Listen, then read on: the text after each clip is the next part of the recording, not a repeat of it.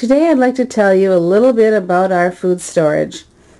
My husband and I have been prepping for about 15 months, and we live in a small house, 2-bedroom house with a small kitchen and no pantry. We have no kids or anything, so we're just prepping for the two of us primarily.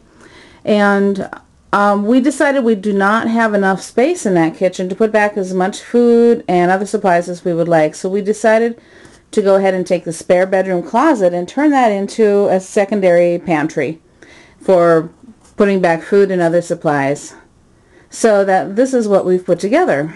And I've just reorganized it because we just added quite a bit more in the last couple of weeks. So I'm going to give you a tour of what we have in there right now. Okay, starting up on the top, we've got fruit. Up on top is napkins. We've got some plastic cups, and then we've got hamburger helper, potatoes, some Velveeta cheesy skillets, and on top of that, some pitted ripe olives. We've got crackers, Fiber One bars, French fried onions up there. Those are nice to add to vegetables, casseroles, or even cream soups, so on and so forth.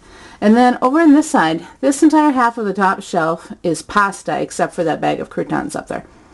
And we stock quite a bit of pasta because we don't stock a lot of flour and we don't do a lot of baking, but pasta is an easy source for extending meals, for making meals, and so on and so forth. Easy to make up, easy to do a lot of different things with. So we stock a lot of pasta.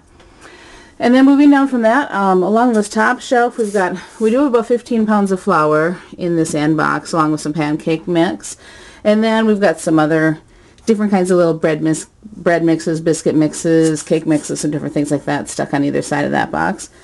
And then the rest of the top shelf is different kinds of condiments and some things like that. And going down a little further, more condiments. We've got some spices and so on and so forth, just some miscellaneous baking supplies. Below that, we've got, this shelf is mostly soup. We've got condensed soups over here, some of which we make up directly, some which we use for baking. And then these ready-made soups are nice and quick and easy to make for a meal. We actually bring a lot of those to work and use them at work for a meal. It's just a quick and easy way to do things. And then these soups are really nice too. Got a couple different brands here, and I think there's some other brands out there too, but these kind of soups, they make a half a gallon at a time, which is quite a bit if you've got a way to store the extra or if you're feeding a large group.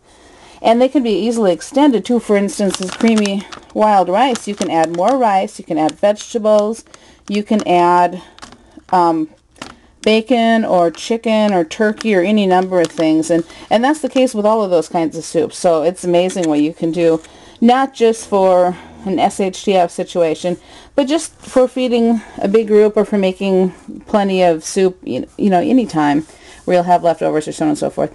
A big bottle of honey here. We do use honey pretty regularly in cooking, and my husband likes it on toast and so on and so forth. There's a lot of uses for honey. That's a really great thing to store. And in the back, just a couple of miscellaneous things. I've got a couple boxes of rice there. Oh, up in the one tub of pasta actually has a little bit of rice in it too. I almost forgot to mention that. But anyway, yeah, so a little bit of rice, a couple of stovetop stuffing, and I think those are some taco shells there.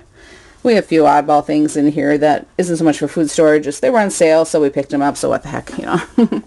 Well, the next shelf down, I've got a bunch of fruit. In addition, there was some up on that top shelf, but we got fruit on this shelf. And then a bunch of different kinds of vegetables. I mean, all different kinds of vegetables. And then down in the end, we've got meat.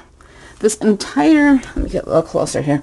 This entire row against the wall here is all canned chicken. We like canned chicken. You can use it for a lot of different things in cooking, and you can even just mix it with a little Miracle Whip or something to make sandwiches. It's really easy. I've got some cans of roast beef right here. I haven't tried that yet, so I've only got the 4 cans. If I try it and I like it and find some good things to use it with, I might stock up a little bit more on that. Behind that, we've got some ham. That's got a lot of uses too. There's actually some tuna hidden back in there too. We're not real big fans of tuna, so we don't keep a lot on hand. It's below that back can of ham. There's a little stack of tuna cans. You can't really see them from here, so.